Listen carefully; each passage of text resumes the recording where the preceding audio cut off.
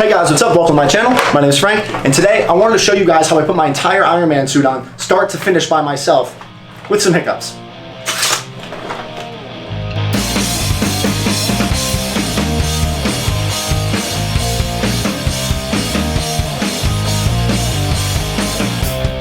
So after some TikTok videos and Instagram posts, a lot of people have been asking how I actually put the full suit on. And I know I did those little clips where I was just putting it on, not really explaining the buckles, not really explaining the system. I wanted to do this in a YouTube video where I could take the time, explain every bit start to finish. Because I know all the information scattered across my Mk85 videos, and I want to put it in one video for you guys. The final system, how I'm wearing it, how I'm putting it on, taking it off, and 2 or 3 little things I still need to sort out, like these wires hanging from my wrist. So let me get this thing off real quick and we can get started. So I have everything back off and I have it arranged around the room as I would if I was to put it on. The key things though, I need to make sure I have access to the chest and the front section, because once the legs are on, I can't bend down to pick it up. I also have the biceps, forearms, hands, and helmet sitting all here at normal level again, because I can't squat down to pick them up off the ground. Now normally I would put on this red morph suit to kind of hide all the seams and gaps in my fingers and joints. I'm not going to put this on right now because it messes with my dexterity, but you've seen the videos, I have this on, so that's going to stay off for now. Now, depending on what I'm doing, I actually have 2 different cod pieces, and through the Mk85 build videos, you've seen me float between these. This was the original cod piece, but I didn't like how it fit and looked, so I went for the one single piece. Now, depending again, if I'm just doing a normal photo shoot or video, I'll probably only put on the front cod piece and just kind of leave my butt exposed, and I'm in the morph suit anyway, it's not a big deal, I don't turn around. But if I'm going out for an event, I wear the full cod piece. But for the sake of this video, I'm only going to be putting this one on. It's a lot more comfortable, and it also changes the order I can put things on. If I was going to put this one on, I'd have to put the morph suit on and squeeze into this. This makes it almost impossible for me to bend down once I put the thighs on. However, without putting this on, I can actually put the legs on completely, squat, bend, I can almost kneel down in them, and then I can put the cod piece on later because it buckles around. This will be modified into 2 pieces very soon. I am back and forth between them, but it is a lot more comfortable being able to put this on after. So with that, let's get started. So the first thing I need to put on, whether it's after the morph suit or not, is this custom harness. This harness's only job is to hold the thighs up. There's 2 buckles in the front and 2 buckles sitting here in the back. Now you can design this however you want. Again, I went over this in the Mk85 build videos, but it's just a pair of suspenders. These only slide in and out to give me a little bit more range. But however you want to make this, it can be straight up suspenders back and forth. Put this on first. From there, I'm just going to slide the thighs on, and they're held up with 2 nylon straps and buckles like this.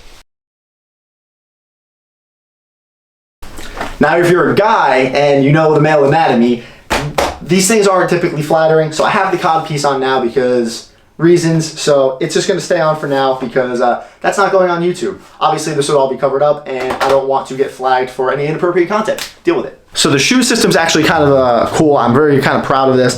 The front is just a shoe cover with an elastic band that holds it on the heel right here, and then there's an elastic band that goes around the back. So I can take this shoe cover off whenever I want and it just slides right off. The back is the Achilles heel and it slides around the front of my foot like this, and that pops right off. So the whole shoe is just this one standalone system, and then I have this strap that actually runs through the shin and lets me pull the shoe on. It's actually attached to the tongue, so when I slide my foot up, I can actually lift the tongue open and slide my foot in a lot easier, because obviously I can't touch the tongue once the shin's over it.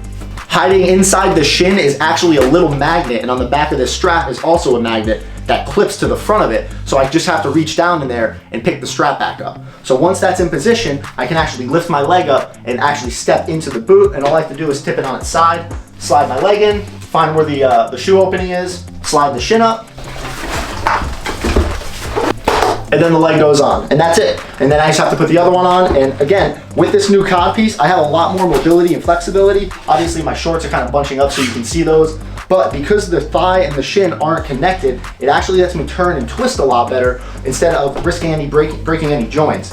Now, the next thing I'd have to do, and I need to do it with the cod piece off, is actually go ahead and slide the Achilles heel back up into the shin, or have somebody else do it. So I'm gonna go ahead, get the other shoe on, get everything back on, and we'll move on. Okay, I got both legs on. I actually went and took the shoe covers off because they actually give you just a little bit more range of motion because they let the shins sit down more. No big deal, but it also makes a lot less noise. So I have good mobility and I can walk just fine in them now, especially after that last event where I was actually unable to walk. I didn't have the knees trimmed enough, but they're much more comfortable now, and they don't even pinch even when I'm not wearing the morph suit. So the back actually sits over, and some of you have seen this, with just these little straps that hang right over my shoulders, and everything is housed here. So I need to make sure that I turn on the LEDs for the helmet, and that this USB cable over here is plugged in. Now the lower back section is held to the upper back with just 2 elastic buckles, and then the lower back actually buckles around my front like so to kind of help keep it in place. Now if the back of the cod piece, the butt plate was there, the lower back would actually slide into it and kind of lock in there. But it's not there. Obviously my tushy is exposed, but we'll be okay. Now 3 things I need to make sure of. I have 2 wires sitting here on my side that plug into the chest, so all the electronics can talk to each other. And then I need to make sure the wires to the arms are actually sitting out and hanging down. And then there's also 2 Velcro patches here and 2 Velcro patches here. Now if I'm putting this on by myself, what I'll actually go and do is take a piece of duct tape and actually strap it up to the harness right here. This helps pull the chest and the back together better to close this seam up. What I'm gonna go and do is actually add some buckles that help pull the back forward, and kind of how I had it originally, where this was almost like a backpack, just a way to help pull the back forward, because when I'm putting it on by myself, closing up this gap is a lot more difficult when I'm actually trying to put the whole chest on. And you'll see what I mean in a little bit. Hopefully I can close that gap up pretty nicely. Now from here is where I need to go and actually put the helmet on, because I need to plug it into my neck, and once the arm's on, I can't actually reach back there. So I have this little headband that actually helps protect my forehead from the servos because this helmet's so small. So all I have to do is go ahead and take the jaw off, and then I can put the top of the helmet on. And I'm gonna leave the jaw off for quite a while until I actually have to go and put the forearms on.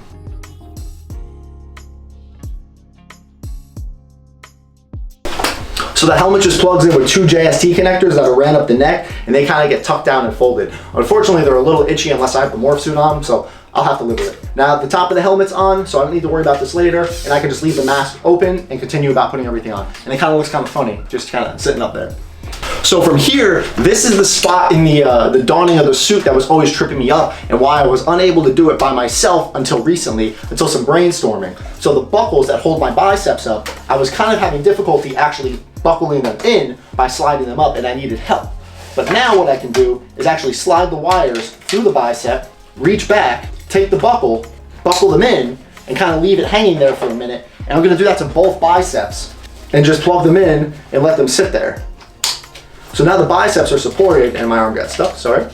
So we can do that, reach through, and at a proper angle, I can actually go ahead and make sure the wire's through without breaking anything, and slide my arm up and through the bicep, and now it's buckled. Now, I can reach over, but I can only buckle in it with one arm if I do it like this. Doing it like this, however, allows me to actually go ahead and have a lot better dexterity when actually putting the suit on. And I'm showing you guys all the little bumps and hiccups I run into doing this by myself, but it's not impossible at all. There we go. So I do still have good mobility with the biceps on, but as you can see, they sit there just fine when I reach forward, and I can leave them up and they won't collide. So now I can put the rest of the suit on and not have to worry about it. As long as these wires are through, I'm good to go. I can touch, and once I'm taking the suit off, I can actually reach over and unbuckle them without a problem. So now is the part where I need to go and put the chest, abs, and shoulders on, and it's a good thing I designed them this way to actually be one piece, because that only lended later to the effect and ability of me being able to put it on as one section. So the abs are held to the chest with 2 buckles, and then the shoulders are held to the top of the neck area with 2 other buckles. So this is all one assembly that I can kind of put on and take off as one piece, which really does make this a lot easier. But the first thing I need to do is go ahead and turn it on.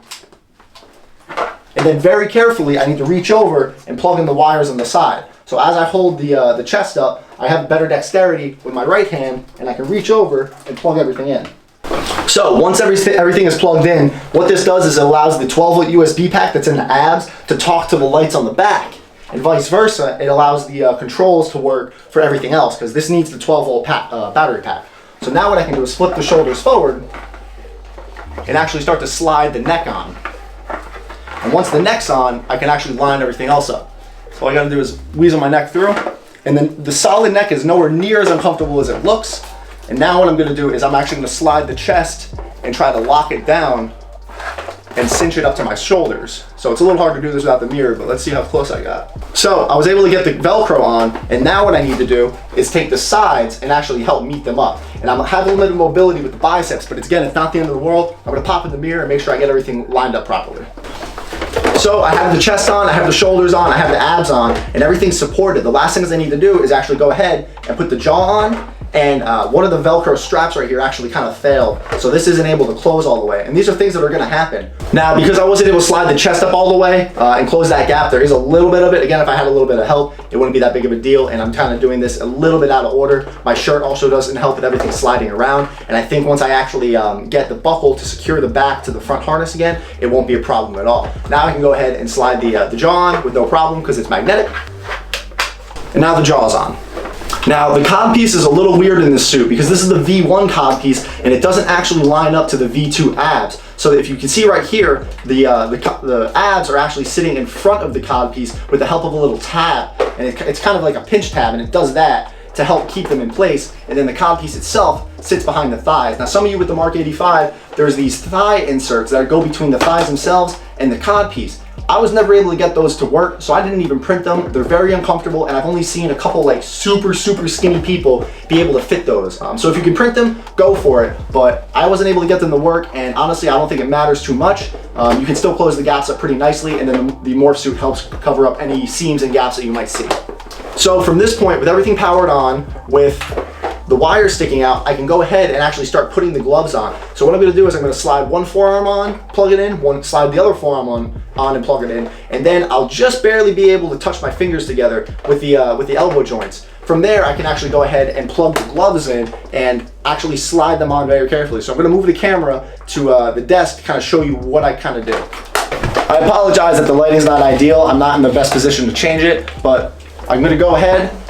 There's one plug with electrical tape here. I know that's my plug for my wrist activated repulsors. I'm gonna slide it through, and then I'm gonna reach in and plug it in at the same time. So now this trigger will work for my repulsors on my hands. And then I'm gonna grab the other wires and finish sliding my hand through, and that's all done. So I'm gonna try to do my best to keep these wires tucked into my wrist as much as possible. That's the last problem I need to sort out with the suit is the wire management. And I have a nice idea for this with a retractable lanyard that actually goes up the arm. So as I'm holding this, and once it's plugged in, I can let it go and it'll actually make tension on the wire system. This way the wires will get covered, or you have a handler, you ask somebody real quick, hey, can you just tuck these wires up to my wrist, and you're good to go. Gonna do the same thing for the Infinity Gauntlet arm. Now if you're doing the Mk85, you might already have realized that unfortunately the Infinity Gauntlet arm is scaled differently and the hole for the wrist isn't the best. DO3D has gone and since corrected that after a talk with them, and the new forums that you guys print should be in good shape, closer scale to the Mk85 suit, but mine is the small version, so it is very difficult, and you're gonna see me really struggle to get my hand through this, even after heating it up. So now I have the forearm on and I can kind of weasel it up, but as you see, I have good flexibility in my elbows, and since the biceps don't slide down, I don't have to worry about anything. So I still have the plugs in my hands. I'm gonna go ahead and plug the hands in, and then I'm gonna work on sliding my hands into the gloves.